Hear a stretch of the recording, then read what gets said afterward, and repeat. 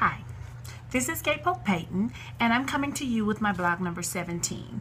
And I'm going to call this blog, How Will I Know? I love Whitney Houston. She is and will always be the greatest singer of all time to me. I don't care how many notes you can hit. I don't care what you think you can do, how many runs and riffs you can do. You ain't Whitney, and you ain't gonna never be Whitney, whoever you are. If you out there watching, you will never be Whitney. Anyway,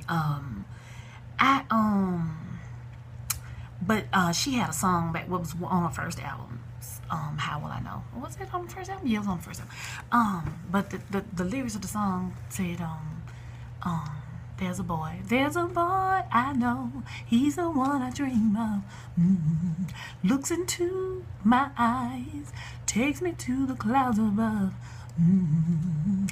ooh, I lose control, can't seem to get enough, when I wake from dreaming, tell me, is it really love? Ooh, tell me, how will I know? Don't trust your feelings, how will I know? So it's like, the song is like giving some relationship advice. It's good relationship advice, but the question is, how will I know? And the thing is, if you don't know, then he ain't thinking about you. I mean, that's just the bottom line. It's a painful reality. It's a hurtful reality, but it's reality. And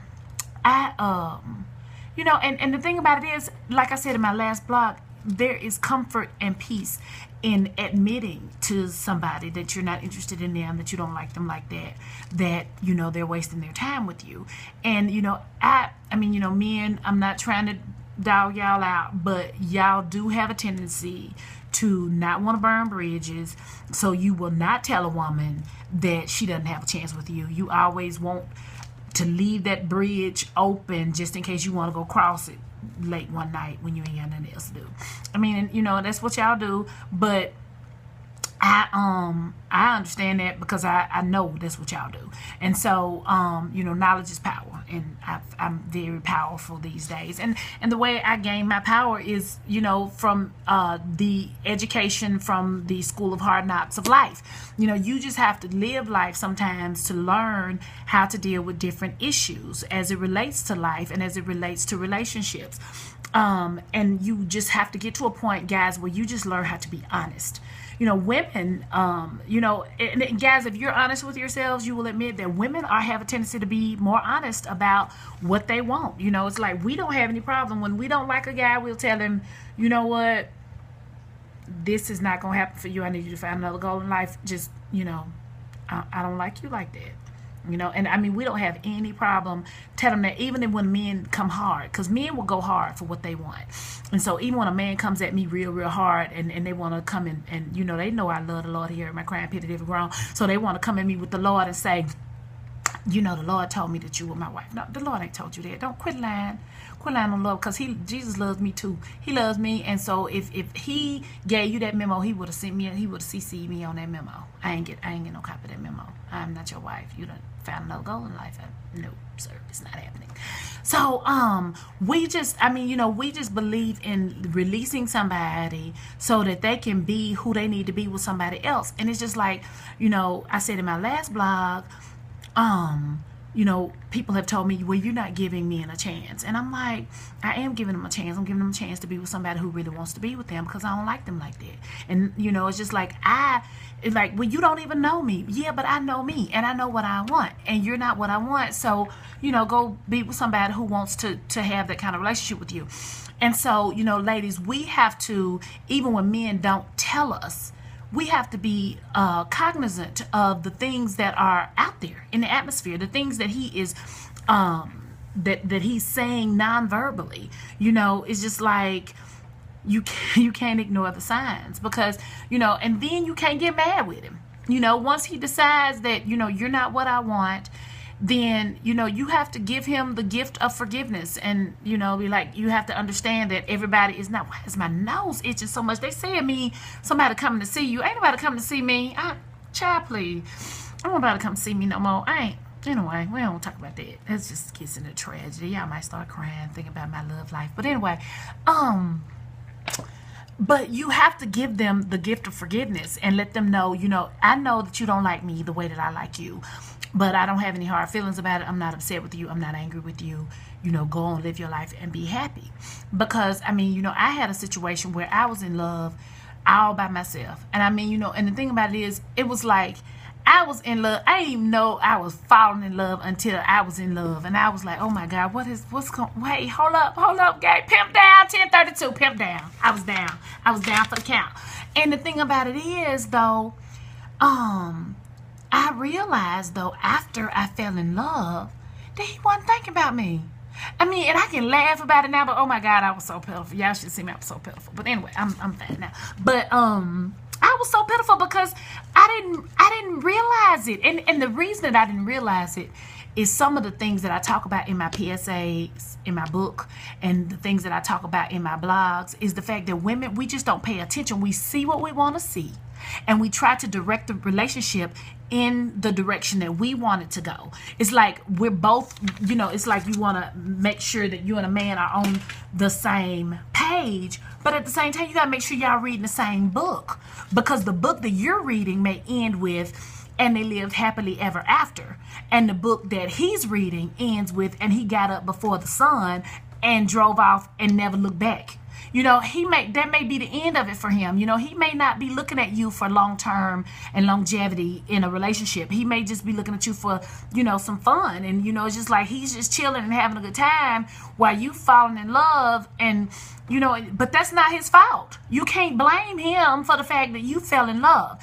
Even though there may have been things that he did to not discourage you or to even encourage you to have deeper feelings for him, but it's still not his fault. You chose to close your eyes. You chose to open the door with your eyes closed. You had your heart open and your eyes closed. So, and that was one of the things that I talked about in one of my first blogs. I think it was the 6 types of predatory men. I talked about that, and I said that the way that you can avoid these kind of pitfalls, ladies, is to keep your eyes and your mind open, but keep your heart and your legs closed, because you get blinded when you start getting caught up in emotions. Because women, we have a tendency to associate physical contact with our emotions, and it comes from the nurturing spirit that we have from carrying children. You just don't get closer to anybody than inside. That's why we bond with our children before we even meet them, before they're even born. But that's why men can also walk away from parental responsibility and never look back, and not even know anything about their child, not even care anything about their child, because they don't have the same growing inside spirit, because we were, that's innate in us, because we were taught to be nurturers so that we can nurture this child that's growing inside of us before it's even born, so that we'll take care of our bodies, do the things that we need to do to make sure that the child is not harmed before and after its birth. So women, we have to really pay attention to those differences. Men don't think the way that we think. They don't, how we talk with the Lord. It's like, his ways are not our ways. His thoughts are not our thoughts. Men don't think the way that we think. They don't lead with their heart. They lead with another part of their anatomy that's a little bit lower and that don't have any emotion attached to it. So we have to be aware of that. We have to be cognizant of that, and don't walk through with our blinders on. And then if you're running around asking yourself, how will I know if he's thinking of me? Then he ain't thinking about you. He's not. And if you got to wonder where you stand with a man, and where you stand is outside. And me personally, I ain't got to stand outside because I got a house. I'm in my house right now recording this blog. I ain't got to stand outside of nobody's house. Just choose your position in life.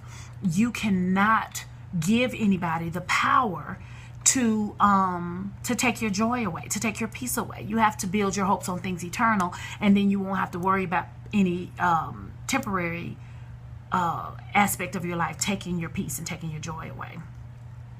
It's easier said than done. Trust me, I understand that it's easier said than done, because I've been there, and because I've been there, I'm trying so hard to help women and men avoid some of the pitfalls that come along with being single in today's society, because the dating situation in this century is unbelievable. It's like nothing I've ever seen. The games are, just the prevalent.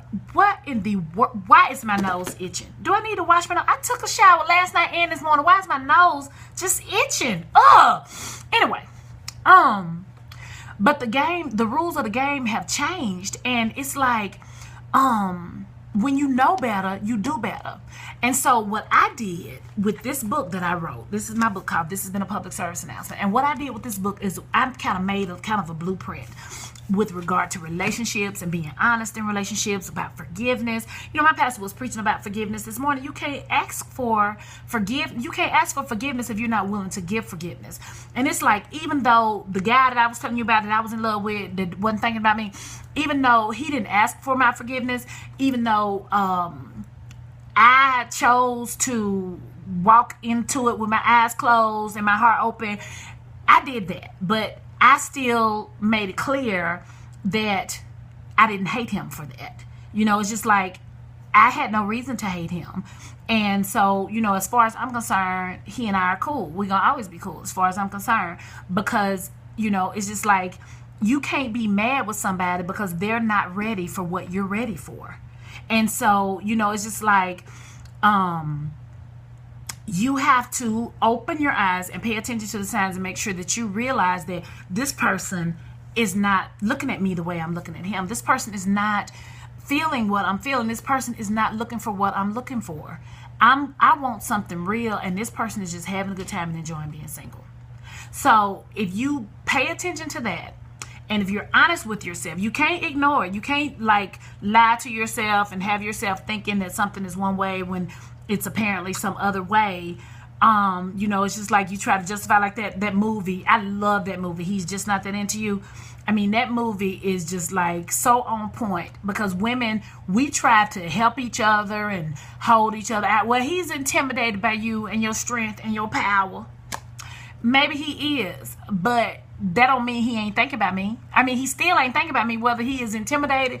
If that's the reason why he ain't thinking about me, or the fact that he just don't like me like that, or he likes somebody else, whatever the reason is for him not thinking about me, he still ain't thinking about me. So you can't sit up here and make excuses for why this man is not giving you what you need. If he's not giving you what you need, then it's time for you to move on and be with someone who can give you what you need, or at least leave yourself open for somebody who's willing to give you what you need.